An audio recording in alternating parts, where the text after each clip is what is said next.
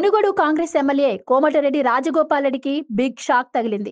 CM Revanth రెడ్డిని పదే పదే టార్గెట్ చేస్తూ విమర్శలు చేస్తున్న రాజగోపాల్ రెడ్డిని పార్టీలో నుంచి పంపించేందుకు రంగం సిద్ధమైనట్టు తెలుస్తోంది. తాజాగా సీఎం రేవంత్ రెడ్డితో పీసీసీ చీఫ్ మహేష్ కుమార్ గౌడ్ భేటీ అయ్యారు.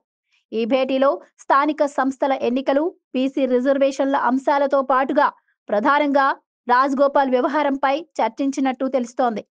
రాజగోపాల్ పై క్రమశిక్షణా చర్యలు తీసుకునే ప్లాన్లో అధిష్టానం ఉన్నట్టు సమాచారం. అటు సీఎం రేవంత్ రెడ్డిపై కోమటిరెడ్డి బహిరంగంగా చేసిన విమర్శలపై పార్టీ హైకమాండ్ కు కూడా నివేదికలు వెళ్లాయి. ఏఐసీసీ కూడా ఈ విషయంపై ఆరా తీసినట్టు తెలుస్తోంది. పార్టీ అంతర్గత వ్యవహారాలను బహిరంగంగా చర్చించడం సరికాదని క్రమశిక్షణా కమిటీ భావిస్తోంది. పార్టీకి నష్టం జరగకుండా ఈ అంశాన్ని సామరస్యంగా పరిష్కరించుకోవాలని అధిష్టానం చూస్తున్నట్టు సమాచారం. అయితే రాజగోపాల్ రెడ్డిపై క్రమశిక్షణా కమిటీ వేటు వేసే అవకాశం ఉందని తెలుస్తోంది. ఇక తనకు మంత్రి పదవి రాకపోవడంపై రాజగోపాల్ రెడ్డి అసంతృప్తిగా ఉన్నారని, అందుకే సొంత పార్టీ నేతలపై విమర్శలు చేస్తున్నారని రాజకీయ వర్గాల్లో చర్చ జరుగుతోంది.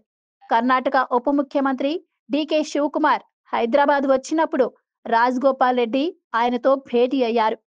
ఈ భేటీ రాష్ట్ర రాజకీయాల్లో సంచలనంగా మారింది. ఇప్పటికే ఎంపీ మల్లు రవి కూడా కోమటిరెడ్డి రాజగోపాల్ రెడ్డితో మాట్లాడారు. కాంగ్రెస్ పార్టీలో చేరేటప్పుడు తనకు మంత్రి పదవి ఇస్తామని పార్టీ నాయకత్వం హామీ ఇచ్చిందని, అయితే ఆ హామీని రాష్ట్ర ముఖ్య నేతలు అడ్డుకుంటున్నారని రాజగోపాల్ రెడ్డి ఆరోపిస్తున్నారు. ఇటీవల డిప్యూటీ సీఎం భట్టి విక్రమార్క కూడా హైకమాండ్ రాజగోపాల్ రెడ్డికి పదవిపై హామీ ఇచ్చిన మాట వాస్తవమేనని, కానీ అది కేబినెట్ కూర్పులో కుదరలేదన్నారు. దీనిపై రాజగోపాల్ రెడ్డి డిప్యూటీ సీఎం కు ధన్యవాదాలు తెలుపుతూ ట్వీట్ కూడా చేశారు.